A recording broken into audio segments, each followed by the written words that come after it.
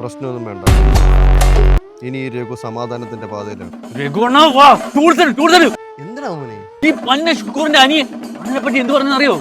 രഘു അണ്ണന്റെ ആര്? ഇവന്റെ അനിയനോ? അണ്ണനെ പറ്റി പറയുന്ന കേട്ടിട്ട് ഞാൻ ചുമ്മാ ഇരിക്കണോ? ഇടത് വിട്ട് പിടിയടാ, വിട്ട് കളാ. ഇവ എന്തിനാ ഇങ്ങനെ തിളക്കുന്നത്? എന്റെ വീട്ടുകാരെ പറഞ്ഞ സഹിക്കും, രഘു അണ്ണനെ പറഞ്ഞ പറ്റത്തില്ലടാ.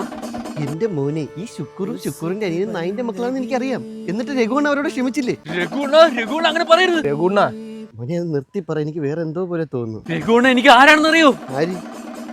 എനിക്ക് ജനിക്കാതെ പോയ എന്റെ കൊച്ചി, ആ ബാവയെ പറഞ്ഞ സഹിക്കോ? സഹിക്കോ?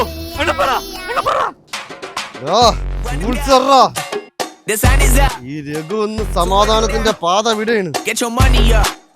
എടാ പന്ന ശുക്കൂറെ, നിന്നെ തീർക്ക രഘുണ്ണ വരുന്നടാ.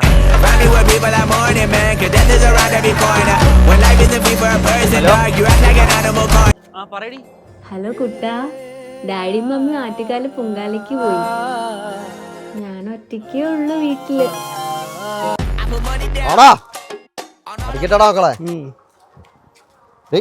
കല്ലുമാലക്കാതിൽ കമ്മലതില്ലേലും പോയോ? വെള്ളിപ്പാദസരം കാലിലതിൽ